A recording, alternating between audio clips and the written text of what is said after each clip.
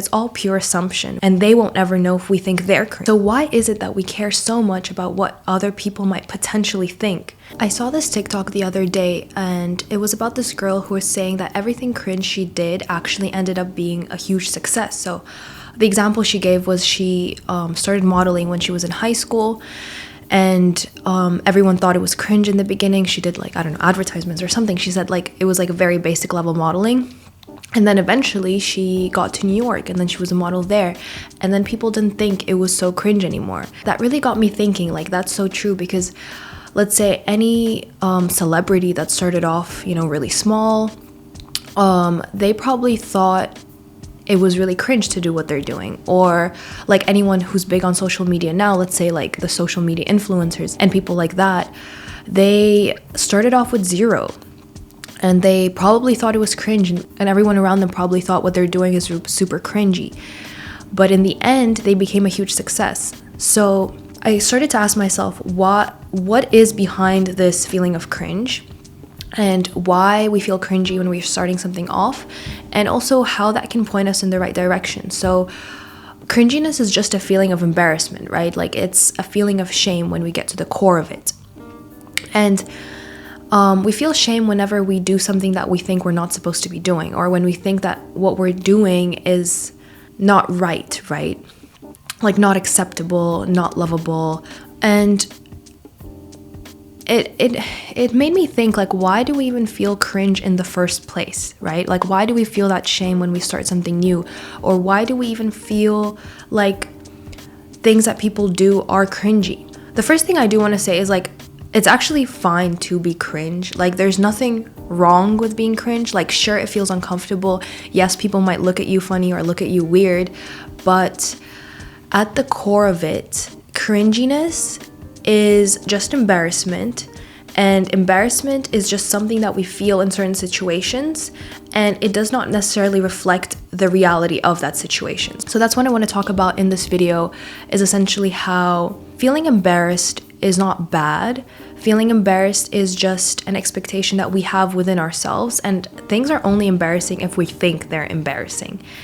The thing is, if it was between choosing success and doing the things that you really want in life, and not doing them because you feel like people will think about you in a certain way, or think that you're cringy or embarrassing in a certain way, or even yourself doubting yourself because you feel cringy, what would you choose? Would you choose the success, or would you choose not being successful because you never tried, because you feel embarrassed? So the first point I want to make is that people will think what they want to think, and it's their business. No one owes you anything.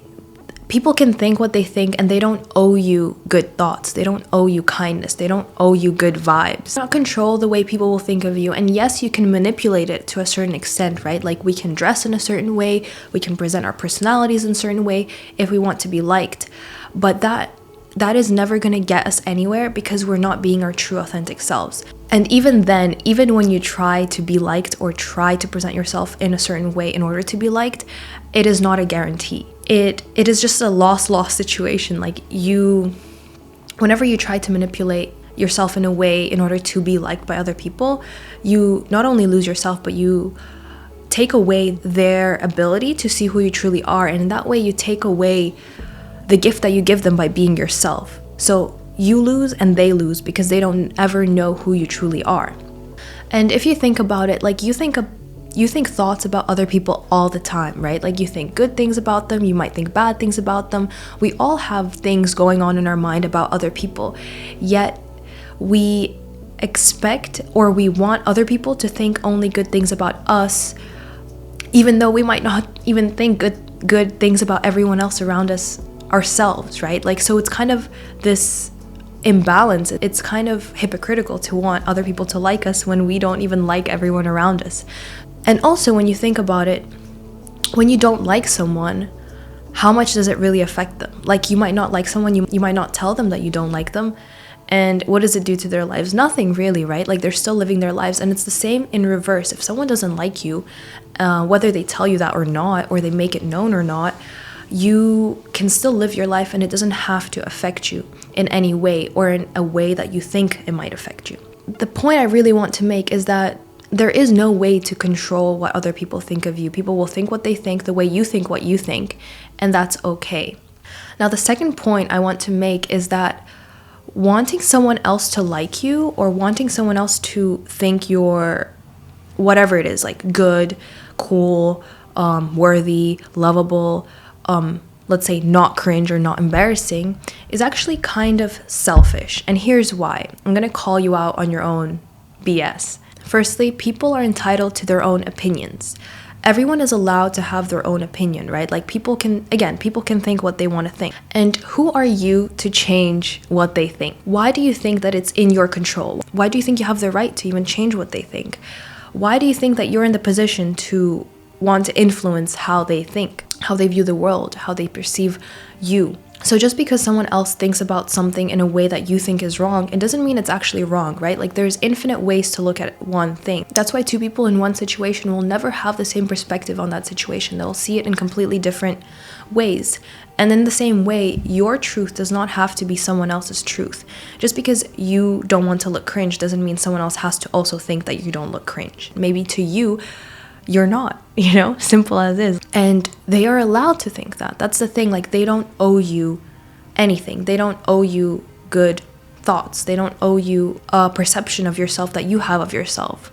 And it might sound harsh and it might sound like heavy, I guess, but it's the truth. And you can find a lot of freedom in knowing that people can think what they want and it doesn't have to affect you. People can have a different truth from you and it doesn't have to be your truth, and vice versa, right? And in the same way, they don't owe you good thoughts. You don't owe anyone else good thoughts. Like, you don't have to like someone. You don't have to feel like you have to be nice to someone if they're not nice to you, for example. Like, you don't owe anyone anything. So to think that someone else has to think the way that you think is actually kind of selfish. And secondly, when you have an expectation of someone to think about you in a certain way, for example, you don't want them to think that you're cringy, that creates a burden on them energetically. So imagine you have a crush on someone and you do everything you can for them to like you. Maybe you text them nice things, you give them compliments, you talk to them all the time, whatever it is. And when you have that expectation of someone to see you in a certain way, they feel that as a lack of freedom. They feel that as, you're taking away my choice of how I perceive you. So let's say, for example, like, again, you have a crush on someone and you really want them to like you. They feel that desperate energy. They feel that feeling of pressure that you want them to like you. And so that pushes them away, actually. Like, instead of liking you and having the opportunity to choose whether they like you or not, they feel that pressure of you wanting them to like you. And it makes them feel like they have no choice. It makes them feel burdened. And this all happens energetically, right? It all happens subconsciously. But in the same way that we can usually tell when someone's lying to us, or when someone's sus, or when someone is like not necessarily a good person, or whatever it is, like when we feel resistance to someone, we can also feel that resistance when someone really wants something from us. Let's reverse the positions. Let's say someone really wants you to like them. It will make you feel like they think that you owe them something that you don't want to owe them. You don't want to have that expectation on you to create their happiness. It's just too much of a burden to bear. You don't want to have that weight on your shoulders. And so you run away from them. You'll push them away. You'll kind of give them the cold shoulder. You won't want them to give you that expectation. And so in a way, it's kind of selfish to think that, or to expect someone else to like you, because you're kind of saying to them, like me or I won't be happy, right? Like, that's kind of unfair to think that, to expect someone else to like you or think that you're a certain way, because you're taking away their opportunity to make a choice for themselves. And point number 3 is that question what assumptions you're making that might not even be true. When we're afraid of being cringy or being embarrassing or being any certain way, we are simply assuming that that's how we're going to be perceived. We don't have an actual basis, an actual evidence that that's what people will think, right? Because first of all, it never happened yet. When you're thinking about doing something, it hasn't happened, and you assume that people will think that, but it hasn't happened, so you don't know that that's exactly what's going to happen. It's all based on pure assumption. Or when you do something, unless someone tells you, okay, that was cringy, or unless someone confirms your fear of being cringy or embarrassing or whatever it is, you don't actually know for sure that that's how people will think about you. It's literally purely assumption. And yes, true, sometimes it does happen. Like sometimes maybe in our past we were bullied, and so we assume that that's what's going to happen because we have past experience with it. Or maybe we were, laughed at some point, or maybe something that you do, someone will leave like some negative comment about you, and that might confirm your belief that, oh, like, damn, I am actually cringy in this situation. But that, first of all, that's like one person or two people or just a few people that you can count on your hand. You don't know how the rest of the whole population in the world is going to react to that. That's still assumption. And secondly, just because something happened in your past does not mean that it has to happen again in the future, right? Like, and I know why people believe that the past will happen again. It's simply how our brain works. We want to keep ourselves safe, and we have the most negative expectation of the future so that we can protect ourselves. We can have a comfortable and reliable perspective of what can potentially go wrong so that we can save ourselves before it actually goes wrong. So it's understandable why people will think something negative will happen in the future based on something that happened in the past. However, you have the power now to choose how you want to live in the future. Most of us operate from things that happened in our past, but it doesn't have to be that way. We're simply used to that story, and we're used to expecting the things that we normally expect. But if you can become self-aware of what you're expecting and realize that you don't have to expect that, and the only reason you're expecting that is because you had a certain story about that, you'll realize that in the future you don't have to relive that same experience. You can choose a different experience. And yes, it's going to have to take some reframing, it's going to have to take some healing, it's going to have to take some digging deeper in what your fears are. But it doesn't have to be that way. My point is that everything that you expect to be cringy or embarrassing that you do does not actually have to be cringy and embarrassing. It is simply an assumption. Once you realize that it's an assumption, you can realize that you can create a different assumption. We get in reality what we expect from it. We get what we believe we're going to get. And in that way, reality is just mirroring to us what we believe about ourselves. So if we believe that we're worthy of being seen without it being cringe, that's what we're going to receive. We're going to receive positive feedback. If we expect ourselves to be laughed at or bullied or, told that we're cringe, we're going to get that too, right? We're going to get what we expect. So if you assume you're going to be cringy, you're going to be cringy. If you assume that you're going to be loved for whatever you're doing, you're going to be loved. It really is as simple as that. And yes, it might not be easy to change your internal belief system. It is like a journey, right? Like it is a lifelong journey to understand who you truly are and shift the way you believe about yourself. But it is really that simple. Once you shift that internal perspective of yourself, it's going to reflect back differently in your reality. The way that you can change your assumption of the future is by disproving the assumption that you have. So for example, let's take my example. Like, I'm afraid of posting a certain video on YouTube because I think that I might be cringy, right? Like, people might not like it, or people might think it's awkward, or whatever it is, right? What I would do is I would look at that assumption and I would see, okay, I'm assuming this. Why am I assuming this? I'm assuming this because in the past, when I was younger, there was a concert that I had to play piano in, and I felt really embarrassed with all the people looking at me, and I couldn't play piano, and that made me feel very cringy and awkward and embarrassing, and it made me feel afraid of being seen, okay? Like, that's in a nutshell. And then I'm like, okay, what did I need in that moment? What did I need? I needed support. I needed to be seen in a positive way. I needed someone to come and hold my hand and tell me that it's going to be okay. And now you can ask yourself, how can I give that to myself right now? And another thing to ask yourself is, what can disprove my assumption of the future? When in my life was I seen and felt confident? When in my life was I not cringy, but actually the opposite? When was I loved for what I was doing? Or when did I do something really funny and I thought was embarrassing, but people just laughed it off and it wasn't a big deal? We all have moments in our lives that we can use to disprove something that happened that we might expect to happen. The reason that we expect the worst case scenario is, again, because we want to protect ourselves. If we weren't able to predict the worst possible fear, it would be the unknown, and that would be even more scary. So we project our biggest fears onto something that we're doing or something that we want because it's unpredictable.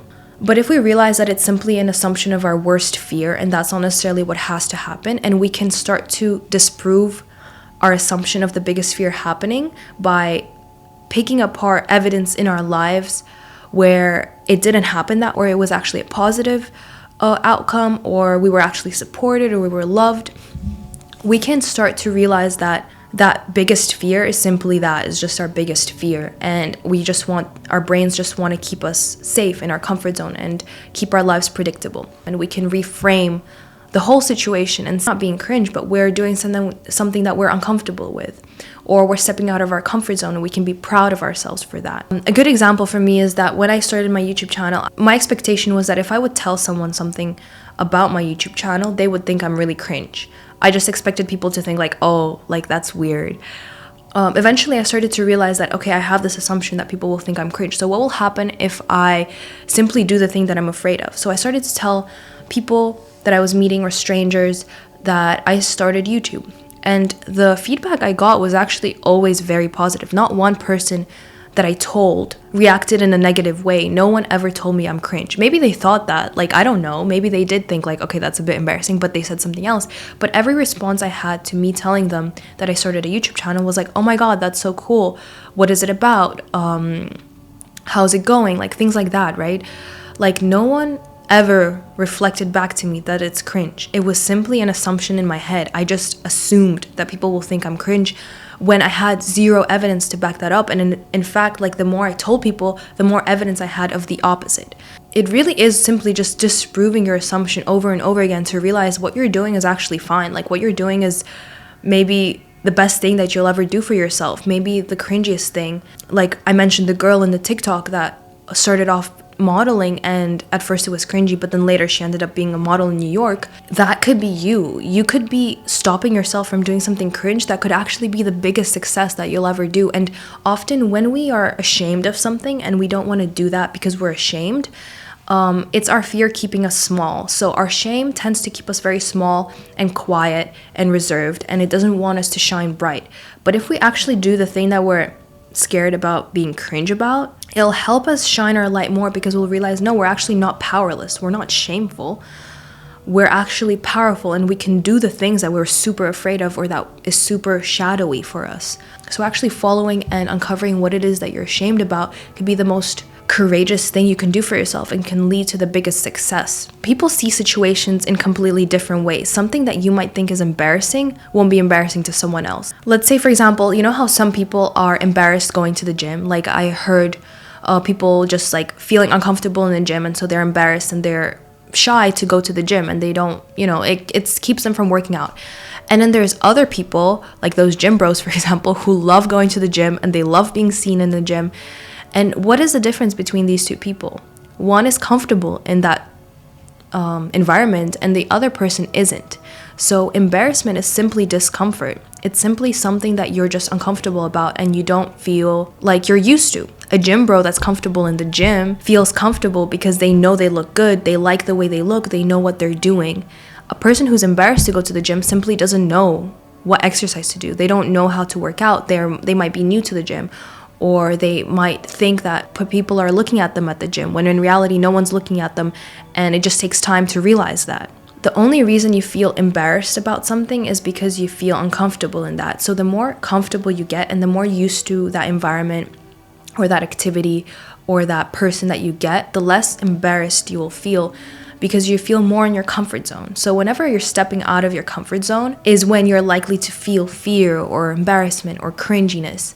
But the more you do that thing, the more comfortable you'll get in it, and the less embarrassing and cringy you'll feel. Thank you for watching this video, and I hope you liked it, and make sure to subscribe and click the like button if you like this kind of content, and I'll see you in the next one.